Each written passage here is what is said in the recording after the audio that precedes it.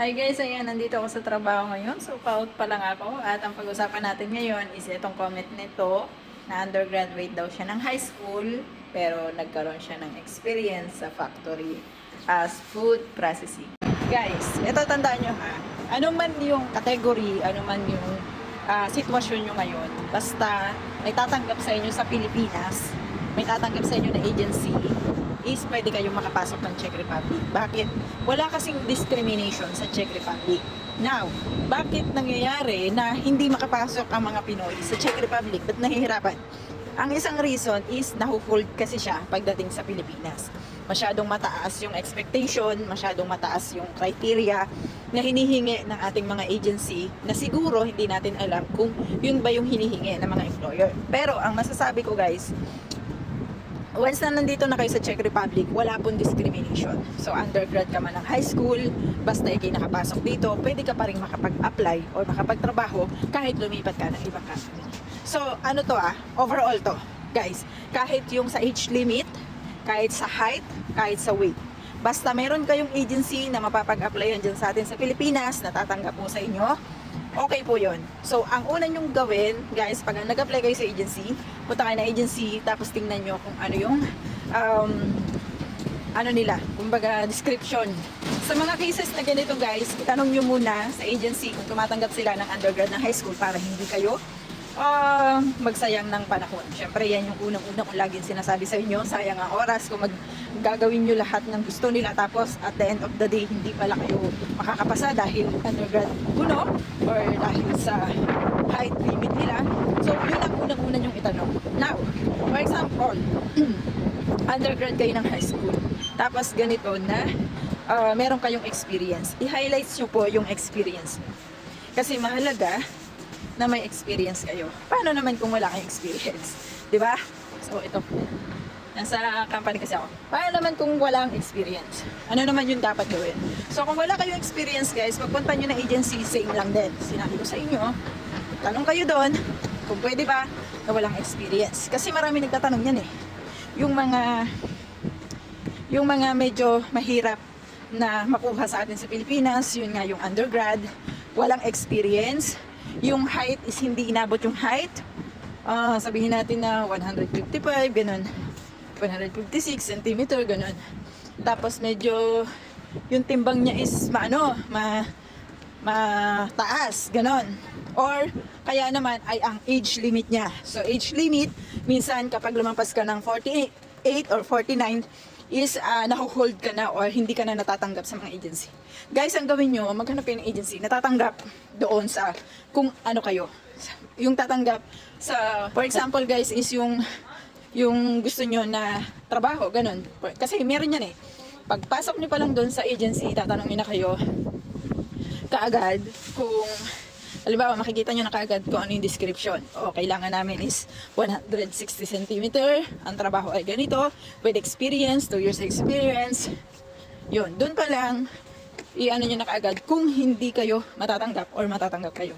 Kasi sayang yung panahon kung kayo ay nagaganon, tapos dire-diretso kayo, mag-exam kayo, trade test kayo, tapos ang hindi pala kayo matatanggap. No? So, yun lang, masasabi ko. Kasi mahirap to guys kapag hindi nyo napakinggan to. Kailangan meron kayong motivation kapag nag-apply kayo. Kasi hindi naman porke hindi nyo naabot yung criteria nila is hindi na kayo makakapunta sa Czech Republic. Meron nakakapunta dito na undergrad, may nakakapunta dito na walang experience, may nakakapunta dito na nasa 49 years old na. May nakakapunta rin dito na medyo mababa ang height kasi warehouse yung tumatanggap sa kanila. So, huwag kayong mawawala ng pag-asa, no? Maghanap lang kayo ng tamang agency na tatanggap sa inyo. Kasi iba-iba ang, iba-iba ang description ng employer. Per employer kasi yan. So, kung ang employer nyo is, halimbawa, is sa warehouse nyo, guys, is, halimbawa, sa warehouse, ganyan. So, ang natapatan nyo sa agency, nag-apply kayo, tapos medyo mababa yung height nyo, pwede kayo matanggap dun. Diba? Diyan naman sa skill, diyan naman sa may experience kayo, undergrad. Ngayon, hindi lahat merong experience sa food processing.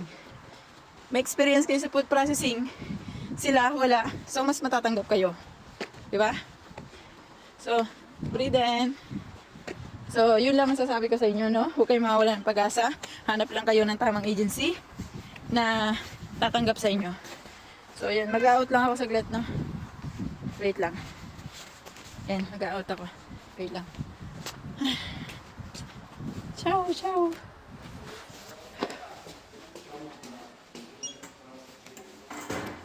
Okay na, guys. Yan. Labas na tayo. Charan. Diba? So, yan lang, no? Huwag kayong mawawalan ng pag-asa, guys. Lagi ko yan sinasabi sa mga vlogs ko. Kasi merong iba dyan na di-discourage, pinanghihinaan ng loob. Kasi sabi nila, paano yun? Kasi, ano naman kasi kami, hindi kasi kami tapos, or mababa yung height. So, hanap kayo ng tamang agency, ano? Hanap kayo ng agency na tatanggap sa inyo. Kasi meron at meron naman yan. Lagi nyo tandaan. Guys, kung para sa inyo yan, para sa inyo yan.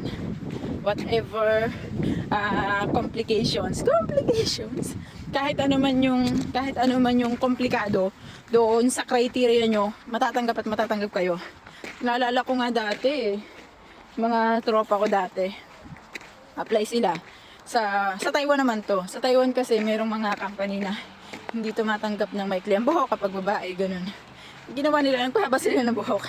Tapos ang ending ng interview na, tumatanggap pala yung nag-interview sa kanila ng maikli ang buhok. So, ganun.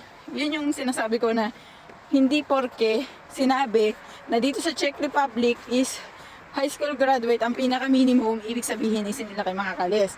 Kasi minsan may skills kayo eh. Diba? Una, lalo na kapag welder. Yan, kung marunong kayo ng welding. Tapos, driver, electrician, tapos, ano pa bang mga mostly dito? Forklift operator.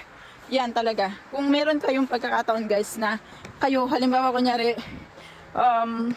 kayo ay undergrad or medyo sumasablay kayo sa ibang category or sa ibang criteria ng agency, guys, kumuha kayo ng skills na yan. Mag-aral kayo sa test na yan. Kasi, gamit na gamit yan dito. Tsaka, may dagdag sa sahod yan. Hindi ko lang siya nagawa nung umuwi ako, pero masasabi ko sa inyo guys, may dagdag sa sahod kapag kayo ay may skills. So iba talaga ang may skills. Lalo na kapag welding, grabe talaga. Sa inyo guys, ito, oras namin dito is 18:14.